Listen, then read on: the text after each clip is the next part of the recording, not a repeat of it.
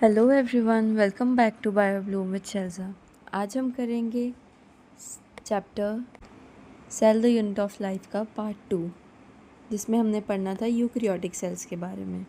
तो स्टार्ट करते हैं। यूकैरियोटिक सेल्स इंक्लूड करते हैं सारे के सारे प्रोटिस्ट, प्लांट्स, एनिमल्स और फंजाई को। यूकैरियोटिक सेल्स में अगर देखा जाए तो उनमें एक्सटेंसिव कंपार्टमेंटलाइजेशन होती है ऑफ साइटोप्लाज्म, क्योंकि उसमें क्या होते हैं, मेम्ब्रेन बाउंड ऑर्गेनल्स प्रेजेंट होते हैं। प्रोकैरियोट्स में हमने क्या पढ़ा था कि हर एक चीज़ ऐसे पढ़ी है, कोई भी मेम्ब्रेन बाउंड ऑर्गेनल नहीं है, उसका जेनेटिक मटेरियल भी ऐसे ही पढ़ा था साइटोप्लाज्म में। पर इसमें क्या है, परफेक्टली आपको अच्छे तरीके से की गई कंपार्टमेंट्स दिखाई देंगे। फॉर एग्ज़ाम्पल जैसे कबर्ड होती है, तो कबर्ड के बीच में ऐसे कंपार्टमेंट्स बने होते हैं जिनमें अलग अलग चीज़ें स्टोर की होती हैं। तो यूकैरियोटिक सेल्स में इस तरीके के कंपार्टमेंट्स देखने को मिलते हैं। क्यों? क्योंकि उनमें मेम्ब्रेन बाउंड ऑर्गेनेलीज होती हैं। फॉर एग्ज़ाम्पल ये कोई ऑर्गेनेली है तो उसके ऊपर एक मेम्ब्रेन ज़रूर होगी जो कि उसे बाउंड कर रही होगी। यूकैरियोटिक सेल्स में एक ऑर्गेनाइज्ड न्यूक्लियस प्रेजेंट होता है जिसके ऊपर की न्यूक्लियर एनवेलप होता है। प्रोकैरियोट्स में हमने क्या पढ़ा था कि जो जेनेटिक मटेरियल है वो नेक्ड ही पड़ा होता है साइटोप्लाज्म में, उसके ऊपर कोई भी न्यूक्लियर एनवेलप नहीं होता। तो उसके न्यूक्लियस को न्यूक्लियस नहीं न्यूक्लियोइड कहा जाता है, क्योंकि इट लैक्स न्यूक्लियर एनवेलप। पर इसमें जो न्यूक्लियस है वो प्रॉपरली ऑर्गेनाइज्ड है और उसके ऊपर न्यूक्लियर एनवेलप जो है वो प्रेजेंट है। और जो इन एडिशनल क्या है, यूकैरियोट सेल्स में complex locomotory and cytoskeletal structures भी प्रेजेंट है। लोकोमोटरी जो उन्हें एक से दूसरी जगह चलने में हेल्प करते हैं, और उनका जो जेनेटिक मटेरियल है वो ऑर्गेनाइज्ड है इनटू क्रोमोसोम्स। क्रोमोसोम्स आपने पढ़े हैं, बहुत ही कंडेंस्ड होते हैं, हाईली कंडेंस्ड होते हैं, जिनमें जेनेटिक इंफॉर्मेशन प्रेजेंट होती है। जो जेनेटिक मटेरियल है जो क्रोमोसोम्स के फॉर्म में ऑर्गेनाइज्ड रहते हैं। All the eukaryotic cells are not identical. Plant और एनिमल सेल्स जो है वो डिफरेंट है। एज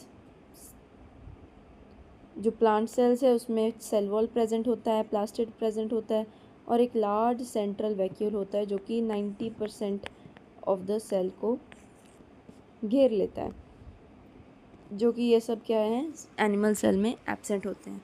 तो एनिमल सेल में ना तो हमें प्लास्टिड देखने को मिलता है। प्लास्टिड्स में क्या होता है, क्लोरोफिल होता है। क्लोरोफिल फूड प्रोडक्शन के काम आता है। और जो एनिमल्स हैं वो तो अपना फूड खुद बना नहीं सकते, उनमें क्लोरोप्लास्ट जो है वो प्रेजेंट नहीं होता, इसलिए प्लास्टिड एब्सेंट है। सेल वॉल तो हमने देखा ही था, सेल थ्योरी में पता लग गया था कि सेल वॉल जो है वो एक करेक्टरिस्टिक फीचर है सिर्फ और सिर्फ प्लांट सेल का। और सेंट्रल वैक्यूल जो है वो प्रेजेंट नहीं होता एनिमल सेल में।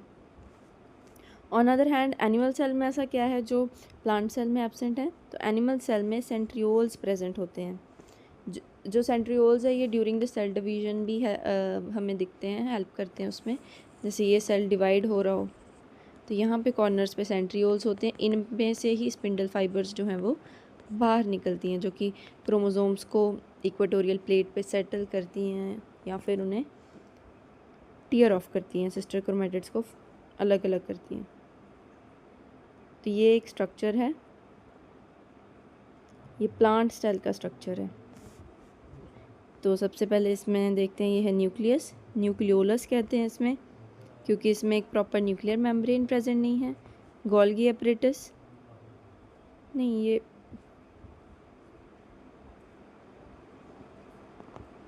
उसके बाद आता है प्लाज्मा मेम्ब्रेन, वैक्यूल,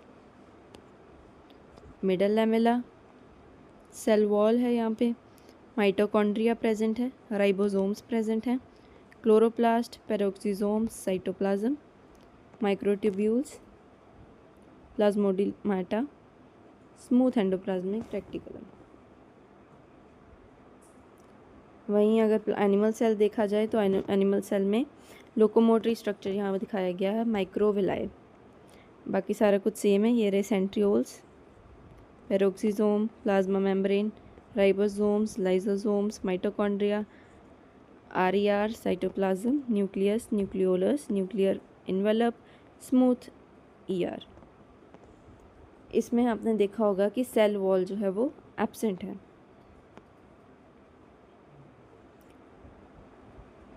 अब हम सेल ऑर्गेनेलीज के बारे में पढ़ेंगे, उनके फंक्शंस और उनके स्ट्रक्चर्स के बारे में पढ़ेंगे। उससे पहले पढ़ लेते हैं सेल मेम्ब्रेन क्या है। सेल मेम्ब्रेन, जिसे हम प्लाज्मा मेम्ब्रेन भी कहते हैं, PM यानी कि plasma membrane. Detailed structure of membrane was studied only after the advent of electron microscopy in 1950s। 1950s में ही क्या हुआ था, इलेक्ट्रॉन माइक्रोस्कोपी जो थी उसका इन्वेंशन किया गया था, तभी अच्छे से हमें सेल मेम्ब्रेन का स्ट्रक्चर पता चला था।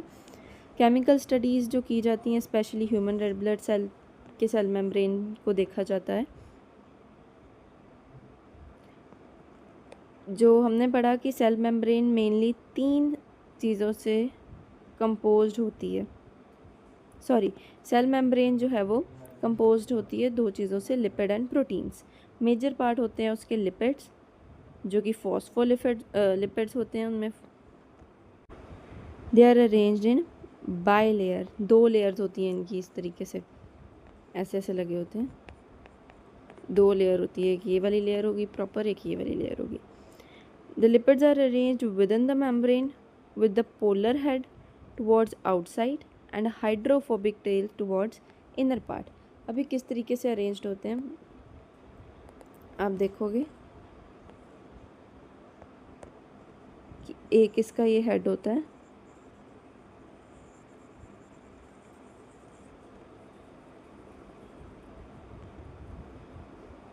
इस लिपिड का, ये फॉस्फोलिपिड का एक पोलर हेड हो गया, और इसमें प्रेजेंट होता है एक हाइड्रोफोबिक पार्ट जो कि होती है उसकी टेल। ठीक है, और इनके ऊपर कार्बोहाइड्रेट्स भी लगे होते हैं, वो भी दिखा देती हूँ। इस तरीके से लगे होते हैं पोलर हेड के ऊपर। तो हाँ, टू पोलर हेड, ये पोलर हेड है जो कि आउटसाइड की तरफ होता है, और इनसाइड क्या होती है, हाइड्रोफोबिक टेल होती है, यानी कि हाइड्रोफोबिक मतलब H2O को नापसंद करने वाली, टुवर्ड्स द इनर पार्ट। इस तरीके से अरेंज्ड होता है। एक सेम स्ट्रक्चर ये ऐसे अरेंज्ड होगा, एक सेम स्ट्रक्चर ये इस तरीके से अरेंज्ड होगा। तो ये बाइलेयर प्रेजेंट है। This ensures that the non-polar tail of the saturated hydrocarbons is protected from the aqueous environment। अब वो नॉन पोलर है, मतलब H2O को वो लाइक नहीं करता है। तो अब अगर हम ये देखें कि ये सेल मेम्ब्रेन है, ठीक है, ये अंदर ये सेल का सारा है, या ये साइटोप्लाज्म वगैरह आ गया, तो बाहर भी पानी होगा, बाहर इन्वायरमेंट में तो पानी होएगा ही, और सेल के अंदर भी पानी होएगा। ये बाहर भी पानी है इन्वायरमेंट में, और यहाँ अगर हम सेल के अंदर देखें तो यहाँ पे भी H2O है। तो जो नॉन पोलर पार्ट है वो कहाँ होएगा, फिर वो इन 2 लेयर्स के बीच में ही पाया जाएगा। एक यहाँ से नॉन पोलर पार्ट ऐसे निकलेगा, नीचे दे रखा है यहाँ पे देखो, यहाँ पर भी सारा H2O है इन्वायरमेंट में। अब सेल के अंदर भी तो पानी होता है, तो यहाँ क्या है, पानी जो है वो प्रेजेंट नहीं है। तो जो हाइड्रोफोबिक टेल होएगी वो इस साइड पे होएगी, और ये इसकी बाइलेयर स्ट्रक्चर है।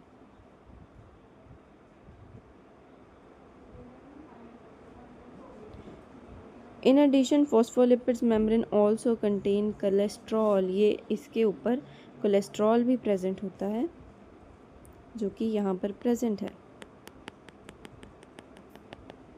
ये छोटे छोटे येलो कलर के स्ट्रक्चर्स, ये सारे कोलेस्ट्रॉल हैं। Later biochemical investigation clearly revealed that जो सेल मेम्ब्रेन है वो प्रोटीन और कार्बोहाइड्रेट को भी प्रोसेस करती है। रेशियो क्या है प्रोटीन और लिपिड का, वो वेरी करता रहता है डिफरेंट टाइप्स ऑफ सेल्स में। इसमें प्रोटीन भी प्रेजेंट होते हैं, ये रे प्रोटीन्स ऊपर लगे हुए, ये प्रोटीन्स हो गए, इनके ऊपर ही आप कार्बोहाइड्रेट्स भी लग सकते हैं। ठीक है, तो ह्यूमन बीइंग में अगर देखा जाए तो मेम्ब्रेन ऑफ इरिथ्रोसाइट यानी कि आरबीसीज की मेम्ब्रेन जो है उसमें 52% प्रोटीन होता है और 40% लिपिड्स होते हैं, यानी कि 52:40 की रेशो होती है इसमें।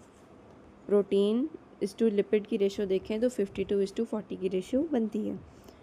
Depending upon the ease of extraction membrane proteins can be classified as integral and peripheral. अब प्रोटीन कितने टाइप्स के होते हैं? प्रोटीन जो है उन्होंने 2 तरीके के बता दिए। एक हो गया आपका इंटीग्रल जो कि अंदर रहता है, एक हो गया पेरिफेरल। अब इसका बेसिस क्या लिया? Depending upon the ease of extraction, कि कितने आराम से कोई प्रोटीन निकल सकता है बाहर। अब जो चीज़ अंदर गड़ी हुई है वो निकालनी ज़्यादा मुश्किल होएगी, जो चीज़ सरफेस के ऊपर पड़ी है वो निकालनी ज़्यादा मुश्किल होएगी। क्लियर आंसर है कि जो अंदर गड़ी हुई है वो निकालनी मुश्किल होएगी, तो उसको हमने कहा इंटीग्रल प्रोटीन। सरफेस प्रोटीन को हमने कह दिया पेरिफेरल प्रोटीन, ऊपर ही पड़ा है। ईज़ ऑफ एक्सट्रैक्शन के बेसिस पर इसको 2 कैटेगरीज में कैटेगराइज कर दिया गया। पेरिफेरल प्रोटीन्स वो हैं जो सरफेस के ऊपर ही पड़े होते हैं, इंटीग्रल वो जो पार्शली या टोटली बरीड होंगे मेम्ब्रेन के अंदर। ये रही मेम्ब्रेन, उसके अंदर टोटली या फिर पार्शली एम्बेडेड होंगे।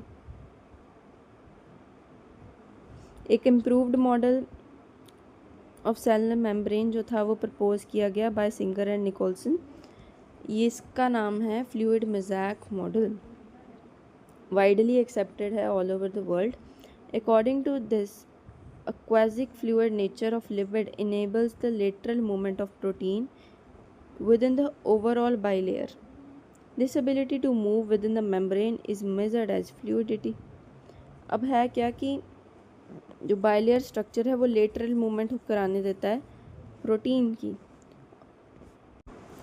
The fluid nature of the membrane is also important from the point of view of function like cell growth, formation of intracellular junctions, endocytosis के लिए, सेल डिवीजन के लिए, सब के लिए भी फ्लूइड नेचर जो है वो रिस्पॉन्सिबल है और इम्पॉर्टेंट है। One of the most important functions of plasma membrane is to transport the molecules across it. अब हमने पढ़ा हुआ है कि जो प्लाज्मा मेम्ब्रेन है वो सेमी परमिएबल है, वो ट्रांसपोर्ट कराती है मॉलिक्यूल्स का। मेम्ब्रेन जो है वो सिलेक्टिवली परमिएबल है, वही लाइन आ गई। कुछ दूसरी साइड पे भी मॉलिक्यूल्स प्रेजेंट होंगे तो उनको भी ये अंदर लाने की और बाहर निकालने का काम करती है। Many molecules can briefly across the membrane without any requirement of energy, that is called passive transport. अब ये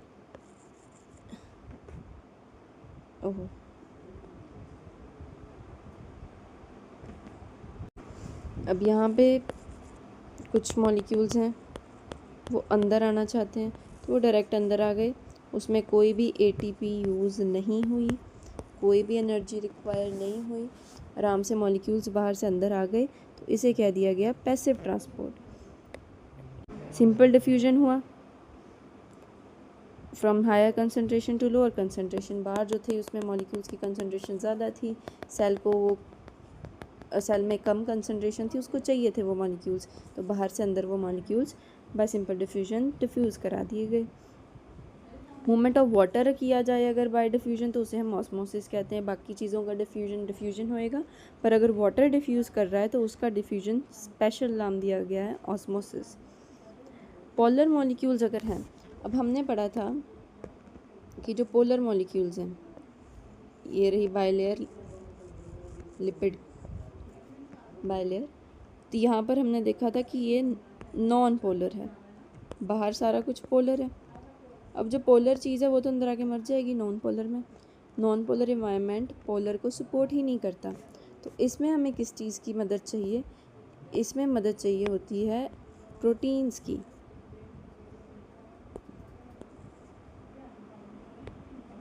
जो इंटीग्रल प्रोटीन है, ये एक इंटीग्रल प्रोटीन है, ये क्या करेगा?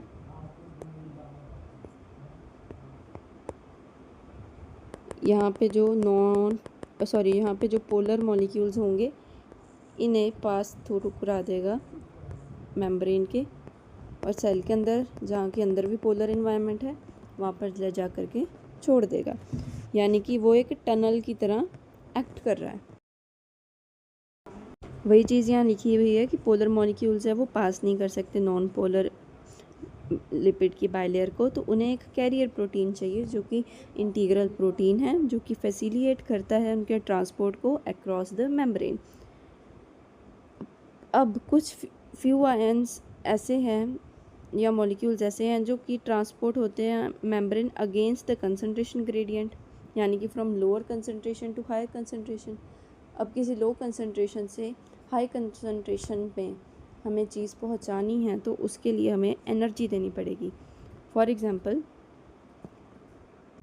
अगर रिवर फ्लो कर रहा है तो रिवर का जो पानी है वो हाई कंसंट्रेशन से नीचे पॉन्ड में लोअर कंसंट्रेशन में, झील में लोअर कंसंट्रेशन में गिर रहा है, यानी कि ऊपर से नीचे गिर रहा है, तो उसको एनर्जी नहीं चाहिए। बट वही पानी अगर हमें पॉन्ड से ऊपर फिर से चढ़ाना पड़े झरने के ऊपर, तो उसके लिए हमें एनर्जी तो लगेगी। इसीलिए अगर लोअर कंसंट्रेशन से हायर कंसंट्रेशन में किसी मॉलिक्यूल्स को बाहर निकालना है तो उसके लिए हमें एटीपी लगेंगे। इसमें सोडियम पोटाशियम पंप जो है वो यूज़ होता है और इसको कहते हैं एक्टिव ट्रांसपोर्ट। उसके बाद आ जाता है सेल वॉल। सेल वॉल जो होता है वो एक नॉन लिविंग रिजिड स्ट्रक्चर है। इसमें इसके जो सेल्स होते हैं वो लिविंग नहीं होते हैं, जो कि आउटर कवरिंग फॉर्म करता है प्लाज्मा मेम्ब्रेन और फंगस एंड प्लांट्स की। एनिमल्स में सेल वॉल एब्सेंट होता है। सेल वॉल सिर्फ शेप ही नहीं देता, वो प्रोटेक्ट भी करता है सेल को फ्रॉम मैकेनिकल डैमेज या कोई भी इन्फेक्शन हो उससे। ये हेल्प करता है cell to cell interaction and provides barrier to undesirable macromolecules. Cell to cell interaction, like एक सेल दूसरे सेल से जुड़ेगा, सबसे पहले उनकी सेल वॉल ही तो कांटेक्ट में आएगी, तो सेल टू सेल इंटरेक्शन में ये हेल्प करता है। एल्गे जो है उनमें सेल वॉल प्रेजेंट होती है और उनकी सेल वॉल जो बनी होती है वो बनी होती है सेलुलोज, गलेक्टन्स, मैनन्स और मिनरल्स जैसे कि कैल्शियम कार्बोनेट। वाइल जो बाकी प्लांट्स हैं, नॉर्मल प्लांट्स, उनकी सेलुलोज और हेमी सेलुलोज, पैक्टिन और प्रोटीन की बनी होती है। ये सारा याद करने वाला ही मटेरियल है। सेल वॉल जो है एक यंग प्लांट की, उसको कहते हैं प्राइमरी वॉल। ये ग्रोथ के कैपेबल होती है। अब आप खुद सोचिए, जो सेल वॉल है ये एक चीज़ को हार्ड बना देती है। अब एक बैरियर बन गया है, तो जब ये बैरियर बन गया है तो मतलब फर्दर ग्रोथ नहीं हो पाएगी। ऐसे तो जो सेल है वो बचपन से ही बच्चा रह जाएगा, उसको एक प्रॉपर ग्रोथ भी तो चाहिए। तो होता क्या है, पहले एक प्राइमरी सेल वॉल बनती है, एक प्राइमरी सेल वॉल बनती है।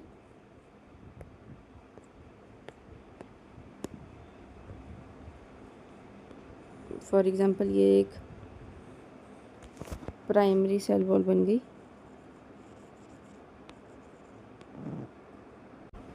तो ये बहुत ही सॉफ्ट होती है, ये सेल को ग्रो करने, सेल जैसे जैसे बड़ा होता है ये भी स्ट्रेच होती जाती है। तो उसके बाद क्या होता है कि ये जो वॉल होती है ये ब्रेक करना स्टार्ट कर देती है, और जब ये ब्रेक कर रही होती है इसी दौरान अंदर सेकेंडरी सेल वॉल बननी स्टार्ट हो जाती है, इसके अंदर ही बन रही होती है। तो ये क्या होती है, ब्रेक होनी स्टार्ट हो जाती है, धीरे धीरे धीरे धीरे ये क्या होती है, बिल्कुल ही ख़त्म हो जाती है, और सेल की यही सेल वॉल जो है वो रह जाती है। वही बताया गया कि प्राइमरी सेल वॉल जो है वो कैपेबल टू ग्रोथ है, वो सेल को अलाउ करती है कि वो अपनी प्रॉपर मैचुरेशन स्टेट तक पहुंच सके, प्रॉपर जितना बड़ा होना वो हो जाए। Gradually diminished as the cell matures, और सेकेंडरी वॉल जो है वो उसके अंदर टुवर्ड्स द मेम्ब्रेन ही बननी स्टार्ट हो जाती है। जैसे ये बाहर वाली जो थी ये ब्रेक होना शुरू हुई और उसके अंदर वाली साइड ये सेकेंडरी वाली जो कि पक्की है वो बननी स्टार्ट हो गई। जब ये एक बार बन गई, वो टूट गई और ये प्रॉपर बन गई, फिर जो है सेल जो है वो मैच्योर हो गया, अब वो उससे बड़ा नहीं हो सकता। Middle lamella is the layer mainly of calcium pectate which holds or glues the different neighbor cells together. The cell wall and the middle lamellae can be transferred by plasmatomata which connects the cytoplasm of the neighboring cell. अब ये 2 cell है, cell number 1, cell number 2। अब इन 2 sales को अगर connect करना हो तो एक मिडल लैमेला की लेयर होती है, इस तरीके से क्या करती है, इन 2 सेल्स को कनेक्ट करा देती है, ग्लू करा देती है उन्हें, ग्लू मतलब चिपका देगी साथ में। Cell wall and the middle lamella जो है वो ट्रांसवर्स की जा सकती है बाय प्लाज्मोडोमेटा, जो कि कनेक्ट करता है साइटोप्लाज्म ऑफ 2 नेबरिंग सेल्स। अगर हमने 2 सेल्स के साइटोप्लाज्म्स को कनेक्ट करना है, ये साइटोप्लाज्म है तो इसको कनेक्ट करना है, तो यहाँ से एक आप पाइप लाइक स्ट्रक्चर जो है वो हो सकता है, जिसको कहते हैं प्लाज्मोडोमेटा, जो कि ट्रांसफर्स करता है, फाड़ देता है सेल वॉल को, साथ में ही मिडल लैमेले को भी, और कनेक्ट कर देता है cytoplasm of 2 neighbouring cells. So this was all about today's video. I hope you like it. Next जितने भी सेल ऑर्गेनेलीज रहती हैं वो हम नेक्स्ट वीडियो में कैरी ऑन करेंगे।